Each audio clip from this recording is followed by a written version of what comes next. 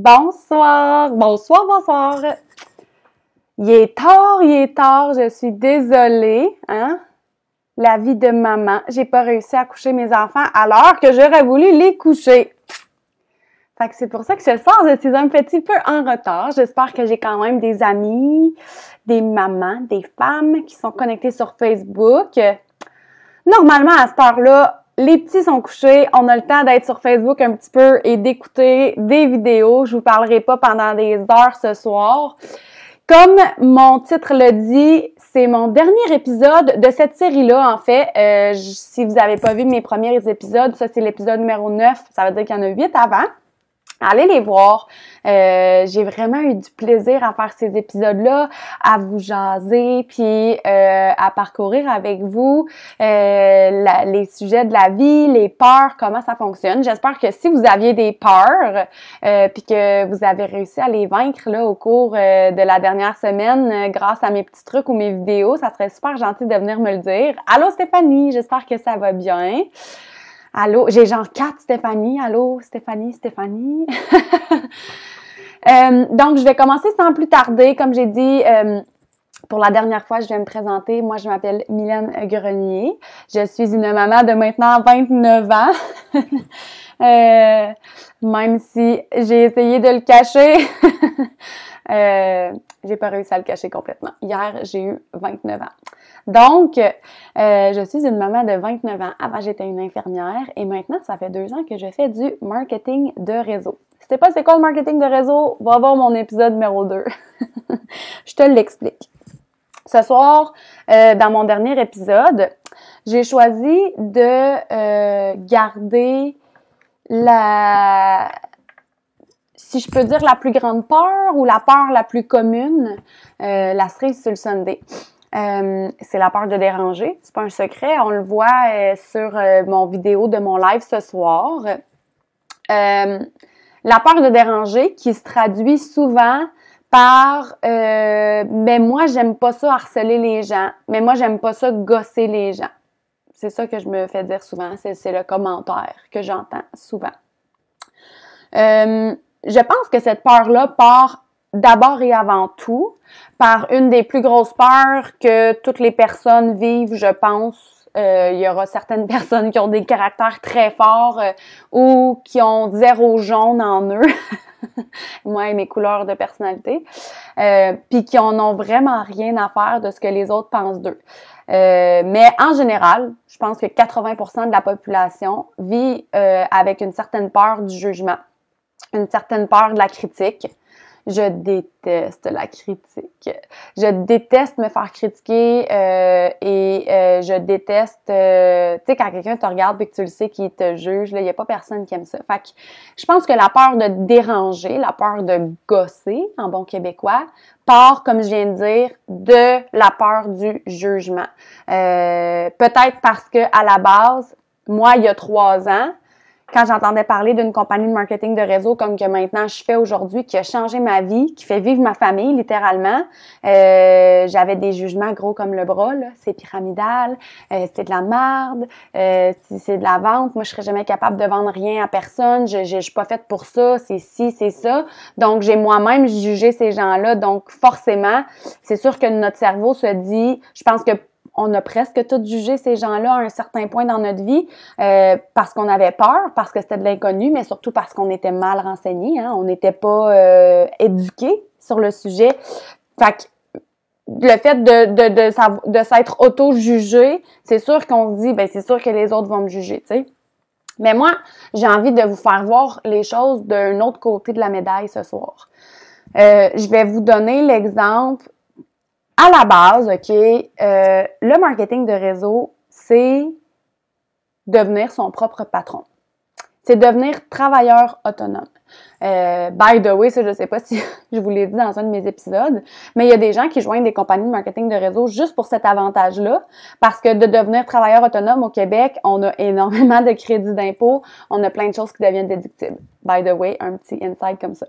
Mais c'est ça. Quand on débute dans le marketing de réseau, c'est en fait une façon vraiment économique, vraiment simple, simplifiée et efficace pour avoir sa propre entreprise. C'est pas tout le monde qui a des milliers, des dizaines de milliers de dollars de côté, qui a un projet, une idée, un produit en tête pour partir sa propre compagnie.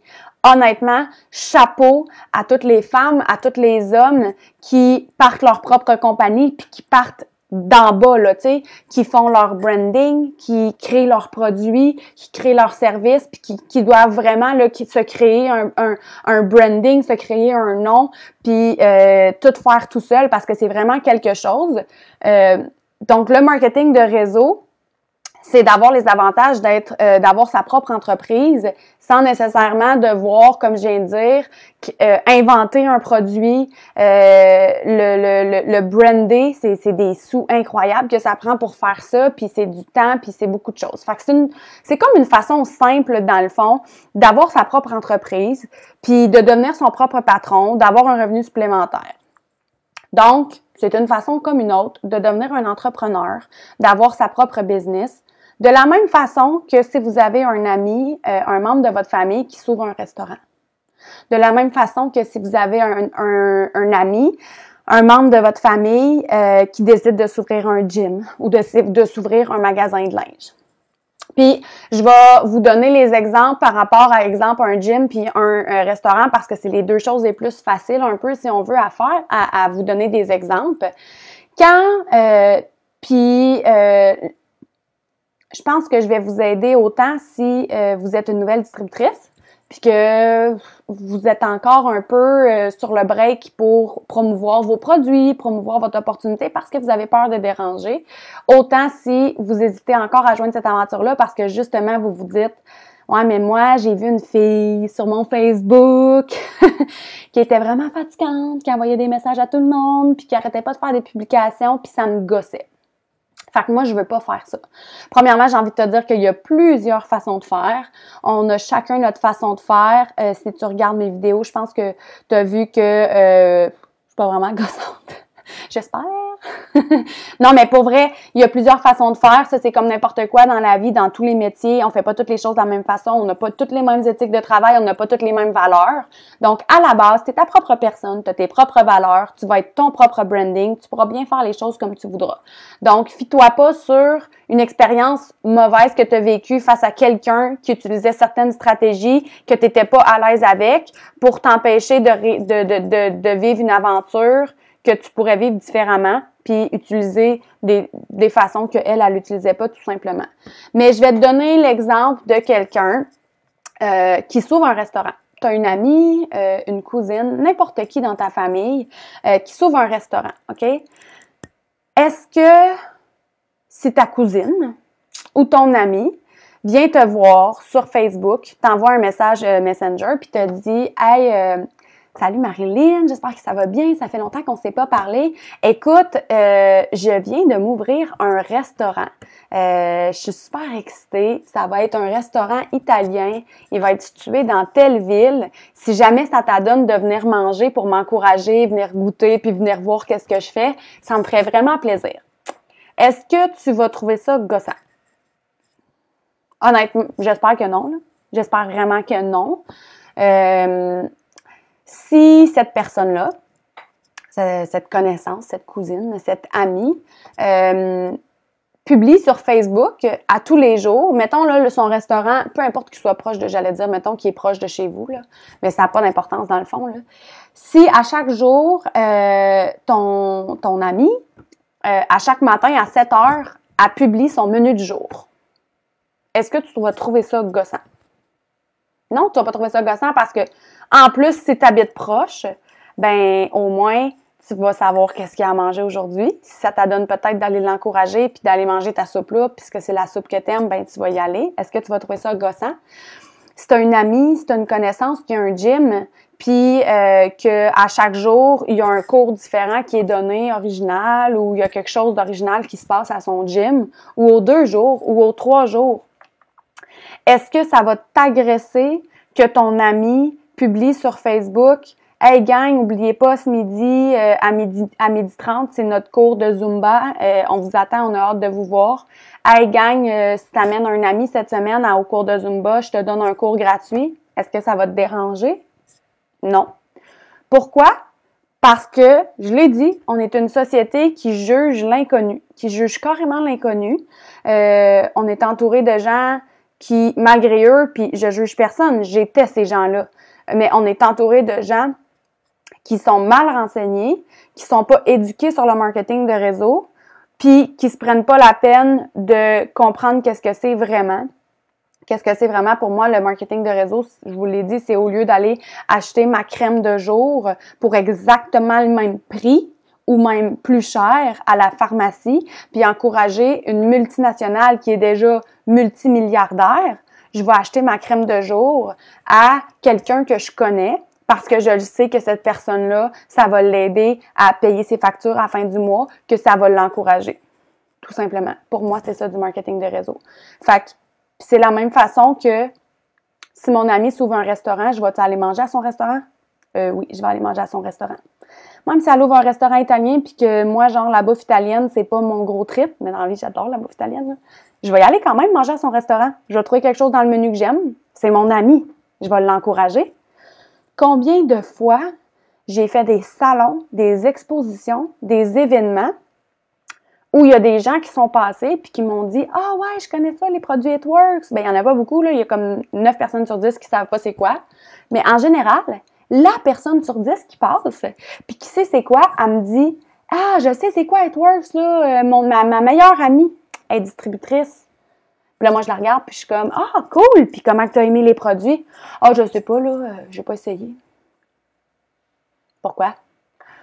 Ben là, pas sûr que ça marche, puis là, devenir cliente, puis tout. OK, ouais, mais c'est ta meilleure amie.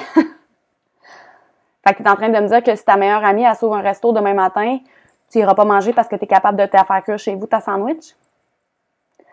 T'es en train de me dire que si ta meilleure amie, elle ouvre un gym à côté de chez vous, puis que toi, demain matin, tu décides que ça te tente d'aller au gym, pour le pratiquement le même prix, peut-être même plus cher, tu vas aller te prendre un abonnement au énergie cardio à côté au lieu d'aller au gym à ton ami pour l'encourager. On vit dans quelle société, là? Parce qu'à la fin de la journée, c'est tout simplement ça. Puis, une chose qui est vraiment importante à comprendre, puis encore une fois, on n'a pas toutes les mêmes éthiques de travail, on n'a pas toutes les mêmes valeurs, on ne fait pas toutes les choses pour les mêmes raisons, mais encore là, tu sais, je veux dire, ton ami, si elle fait ça, c'est ton ami, certainement, tu as des valeurs avec cette personne-là en commun, tu l'apprécies, tu dois connaître ses valeurs, tu dois connaître qui elle est, tu dois savoir pourquoi elle fait ça, fait que tu dois savoir qu'il y a des bonnes raisons derrière ça. Mais à la base, j'offrirais jamais quelque chose à mon entourage que je consomme pas moi-même, puis que je pense pas qu'il peut leur apporter du bien dans leur vie. Parce qu'à la fin de la journée, je demande pas aux gens de devenir mes clients. Je demande pas aux gens de joindre mon équipe. Je leur offre de joindre mon équipe. Je leur offre de changer leur vie avec moi. Je leur offre un produit qui pourrait littéralement changer leur vie. Puis c'est ça la différence. Puis ce que vous pensez, ce que vous ressentez, vous le dégagez. Fait que c'est sûr que si tu penses que tu vas gosser le monde, inconsciemment, tu vas créer des publications, des publicités, tu vas parler, puis tu vas tellement vouloir pas gosser les gens que tu vas en être gossante. Mais le jour où tu vas réaliser que peu importe ce que tu fais dans la vie, peu importe c'est quoi ton produit, c'est quoi ton opportunité, que c'est une offre que t'offres aux gens, que c'est une opportunité, puis que ça pourrait, tu sais, c'est une chance pour eux d'avoir cette opportunité-là dans leur vie, ben juste la façon que tu vas parler, juste la façon que tu vas dégager va être différente. Puis ça, tu sais, je suis consciente que ça se fait pas du jour au lendemain, mais je suis juste là pour vous dire que c'est vraiment possible. Moi, mon déclic s'est fait quand j'ai eu ma première paye, ma première grosse paye, mettons. Ma première paye, tu sais, quand j'ai commencé à avoir des payes qui accotaient mon salaire d'infirmière, je vous dirais que tranquillement, pas vite, mon sentiment de déranger les gens commençait à se diminuer vraiment très rapidement. Mais le jour où j'ai eu ma première paye de 5 chiffres, que j'avais jamais vu ça, moi, j'avais jamais vu ça, c'est là que j'ai réalisé que l'opinion des gens, le jugement des gens, la critique des gens, ça allait jamais payer mes factures, ça allait jamais envoyer mes enfants dans une école privée, ça allait jamais payer mon hypothèque, puis ça allait jamais m'apporter rien dans le fond. Absolument rien. Fait que tu fasses 20 piastres, 100 piastres, 1000 piastres ou 10 000 piastres à la fin du mois avec ce que tu fais, ben l'opinion des gens va pas aller, je sais pas comment le dire, mais tu sais, je veux dire, c'est quand même un 100$ que tu vas pouvoir mettre sur ton épicerie. C'est quand même un 100$ que tu vas pouvoir peut-être faire une activité avec tes enfants que tu n'aurais pas pu faire. C'est peut-être un 100$ que tu peux te mettre de côté que tu n'aurais pas pu te permettre avant. Puis, je te garantis que tous les gens que tu as peur de gosser, tous les gens qui te critiquent, qui te jugent, je suis pas mal certaine que si un jour tu es dans la poupe, tu es dans le caca, puis que tu as besoin de 100$, ben il n'y en aura pas une de ces personnes-là qui va te le prêter le 100$. Tandis que cette opportunité-là, elle va te l'avoir mis de côté, ton 100$. Fait que la prochaine fois que tu as peur de déranger quelqu'un, la prochaine fois que tu as l'impression de gosser les gens, demande-toi, qui en fait t'as peur de gosser?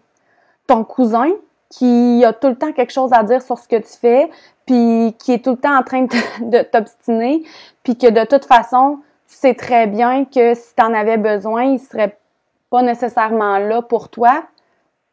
OK, qu'est-ce que ça fait que tu le déranges, honnêtement? Je pense qu'à la fin de la journée, il faut s'arrêter puis se dire, c'est le même principe que plus jamais je vais demander mon chemin à quelqu'un qui n'est jamais allé où je veux me rendre.